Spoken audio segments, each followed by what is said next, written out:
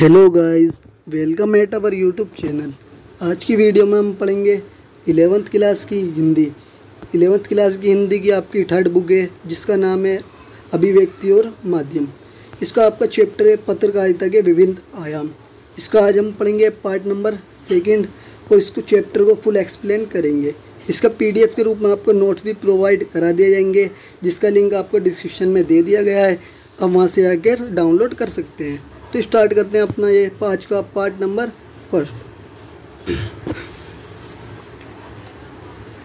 आपका आज का पहला टॉपिक है पत्रकारिता के प्रकार। आगे पत्रकारिता जो उसके कितने प्रकार हैं वो सारे के सारे हम इसके अंदर एक्सप्लेन करेंगे इस वीडियो के अंदर। पत्रकारिता का सबसे पहला जो प्रकार है वो है खोजपरक पत्रकारिता। ये ऐसी पत्रकारिता होती है जिसके अंदर किसी भी टॉपिक के बारे में बहुत ज़्यादा गहराई से छानबीन करी जाती है, तथ्य और सूचना को इकट्ठा करा जाता है, फिर बाद में लोगों के सामने पेश किया जाता है। इसके अंदर हमेशा ज़्यादातर वो मुद्दे होते हैं जिन्हें पहले कभी ना कभी दबाने का प्रयास किया गया था। इसके अंदर बहुत ज़्यादा गहराई से छानबीन करी जाती है, इसलिए इसे स्टिंग ऑपरेशन भी कहा जाता है। तो ये था हमारा खोजपरक पत्रकारिता। सेकंड पत्रकारिता देखते हैं अपनी विशेषीकृत पत्रकारिता। जैसे कि आपको नाम से ही पता चल रहा होगा, इसके अंदर किसी विशेष बात के बारे में जानकारी दी जाती है, जैसे कि संसद से रिलेटेड, न्यायालय से रिलेटेड, आर्थिक क्रियाकलापों से, खेल विज्ञान, विकास, अपराध, फैशन, ज़्यादातर जो मेन विशेष टॉपिक होते हैं उनसे रिलेटेड जितनी भी जानकारी दी जाती है वो विशेषीकृत पत्रकारिता के अंदर दी जाती है। नेक्स्ट आपका वॉचडॉग पत्रकारिता। आखिर वॉचडॉग पत्रकारिता क्या होती है? जब कई बार देखा होगा आपने, सरकार जब कार्य करती है अपने, तो सरकार कुछ गड़बड़ी भी करती है जिस पर मीडिया के द्वारा निगाह रखी जाती है। तो मीडिया सरकार की जो गड़बड़ी है उसका पर्दाफाश करने के लिए जो भी पत्रकारिता का इस्तेमाल करती है उस पत्रकारिता को कहा जाता है वॉचडॉग पत्रकारिता। यानी कि सरकार के कार्यों पर निगाह रखकर उसका भंडाफोड़ करने के लिए, गड़बड़ी का पर्दाफाश करने के लिए जिस पत्रकारिता का प्रयोग किया जाता है उसको कहा जाता है वॉचडॉग पत्रकारिता।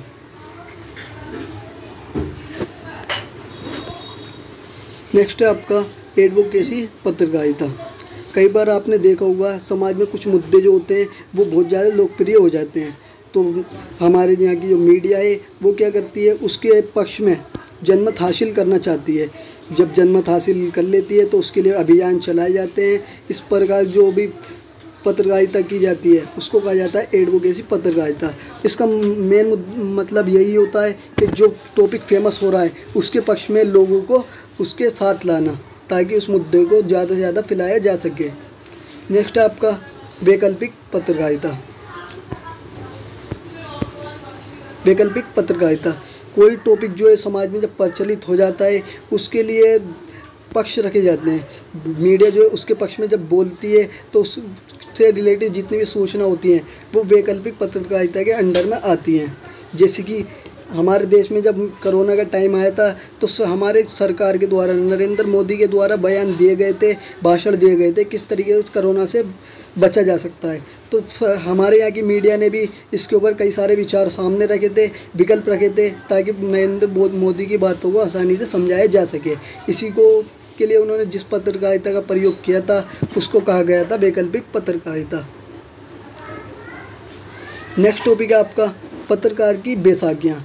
कोई भी व्यक्ति हो जो पत्रकार बनना चाहता हो और अच्छा पत्रकार बनना चाहता हो उसे कुछ बातें बहुत ज़्यादा ध्यान रखनी पड़ेंगी, तभी व्यक्ति अच्छा पत्रकार बन पाएगा। जिन बातों को ध्यान में रखना पड़ता है उन्हीं बातों को कहा जाता है बैसाखियाँ। इसके अंदर 4 बातों को मेनली शामिल किया गया है। सबसे पहला सच्चाई, हमेशा पत्रकार को सच्ची बात लिखनी है। संतुलन बनाए रखना बातों के बीच में, निष्पक्ष होकर काम करना है, किसी के अंडर में, किसी के पक्ष में काम नहीं करना, बात को अच्छी तरीके से एक्सप्लेन करना है। तो ये थी पत्रकार की 4 बैसाखियाँ। नेक्स्ट टॉपिक है आपका संपादन मंडल। संपादक मंडल क्या होता है? ये एक बहुत बड़ा संगठन होता है किसी भी समाचार या पत्रकार के यहाँ पे कार्यालय में। इसके अंदर कई सारे लोग शामिल हैं जैसे कि संपादक, संयुक्त संपादक, सहायक संपादक, विशेष संपादक, मुख्य संपादक, उप संपादक, संवाददाता, ग्रुप रीडर। इस तरीके से और भी कई सारे व्यक्ति शामिल होते हैं। ये एक ग्रुप होता है जो कि बहुत अच्छी तरीके से अपना कार्य करता है। यह था आपका संपादक मंडल। नेक्स्ट देखते हैं समाचार माध्यमों का मौजूदा रुझान। आज के टाइम पे समाचार जो है लोग पसंद करते हैं सुनना, इसलिए व्यापारी जो है समाचारों के द्वारा अपनी बातों को फैलाना पसंद करते हैं। वो अखबारों के अंदर पत्रकारिता जो करती है मैगज़ीनों के अंदर अपने विचार देते हैं, अपने प्रोडक्ट देते हैं, ताकि उसके माध्यम से लोगों को उनकी जानकारी मिल सके, ताकि व्यापारियों के प्रोडक्ट आसानी से बिक सकें, लोग उनके प्रोडक्ट के बारे में जान सकें। क्योंकि लोग मैगज़ीन और अखबार पढ़ते हैं और व्यापारियों के प्रोडक्ट के बारे में जानकारी हासिल कर लेते हैं। नेक्स्ट टॉपिक है हमारा पत्रकारिता का महत्व। आखिर पत्रकारिता क्यों करी जाती है, इसका क्या महत्व है? तो इसका पहला कारण और महत्व आप ये कह सकते हो, इससे हमें देश के बारे में और विदेश के बारे में जो गतिविधियाँ हो रही हैं उनकी जानकारी मिल जाती है। लोग जो हैं, लोगों के क्या कर्तव्य हैं, उनके क्या अधिकार हैं, ये सारी जानकारी हमें पत्रकारिता के द्वारा मिल जाती है। लोग जो हैं वो रोज़गार की तलाश में किस तरीके भटक रहे हैं, कहाँ उन्हें रोज़गार मिल जाएगा, वो सारी की सारी बातें आप जान सकते हो पत्रकारिता के द्वारा। राष्ट्रीय चेतना भी इसके द्वारा जागृत होती है, यानी कि राष्ट्र के प्रति प्रेम की भावना, हमारे अंदर देशभक्ति की भावना भी पत्रकारिता के द्वारा उत्पन्न हो सकती है। इसका मेन उद्देश्य है मानव कल्याण की प्रेरणा देना, मानव कल्याण पर बल देना। नेक्स्ट टॉपिक है आपका पीत पत्रकारिता। आगे पीत पत्रकारिता क्या होती है? कुछ बातें ऐसी होती हैं जो कि सनसनी होती हैं, यानी कि बहुत ज़्यादा तेज़ी से फैल सकती हैं और लोगों में हलचल पैदा कर सकती हैं। तो ऐसी खबरों को फैलाने के लिए जिन पत्रकारिता का प्रयोग करा जाता है उसको कहा जाता है पीत पत्रकारिता। इसके अंदर ख़ास तौर पर भंडाफोड़ किया जाता है, किसी भी अफवाह के बारे में जानकारी दी जाती है कि क्यों ये अफवाह फैल रही है, इसका क्या मतलब है। किसी भी चीज़ के आरोपों के बारे में, किसी व्यक्ति ने कोई घोटाला कर दिया उसका भंडाफोड़ करने के लिए, इस टाइप से जितने भी पर्दाफाश करने वाली पत्रकारिता होती हैं वो सारी आती हैं पीत पत्रकारिता के अंडर में। नेक्स्ट है पेज 3। पेज 3 भी आपको पता होना चाहिए आखिर पेज 3 क्या होता है।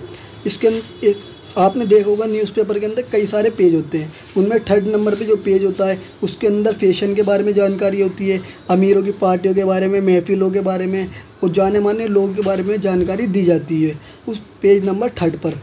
अब ये सारी की सारी जानकारी पेज नंबर 3rd पर है, उसी के आधार पर इसका नाम रख दिया पेज 3। जो पेज 3 है आज के टाइम पे इसकी संख्या अलग भी हो सकती है, परंतु पहले इसकी संख्या होती थी पेज नंबर 3। नेक्स्ट टॉपिक है आपका डेडलाइन। जो भी समाचार लिखा जाता है किसी न्यूज़पेपर के अंदर, मैगज़ीन के अंदर, उसकी एक समय सीमा होती है। मान लीजिए आप किसी कार्यालय में काम कर रहे हो तो आपको कहा गया कि आप रात के 9 बजे तक ही कार्य कर सकते हो, तो आपकी डेडलाइन हो जाएगी। इसी तरीके समाचार में जो समय सीमा होती है, जब तक कार्य किया जाता है, जिस समय तक कार्य किया जाता है उस समय की सीमा को कहा जाता है डेडलाइन। नेक्स्ट टॉपिक है आपका न्यूज पेग समझ लेते हैं आखिर न्यूज पेग क्या है। कई बार देखा होगा आपने, कुछ मुद्दे, टॉपिक, समाचार बहुत ज़्यादा फेमस हो जाते हैं देश के अंदर या किसी राज्य के अंदर, तो मीडिया क्या करती है, मीडिया उसके ऊपर लेख लिखती है। आखिर वो टॉपिक क्यों फेमस हो गया, वो मुद्दा क्यों फेमस हो गया, जो लेख लिखा जा रहा है उसी को कहा जाएगा न्यूज पेग, जिसके अंदर कारण बताया जाएगा उस टॉपिक के फेमस होने का।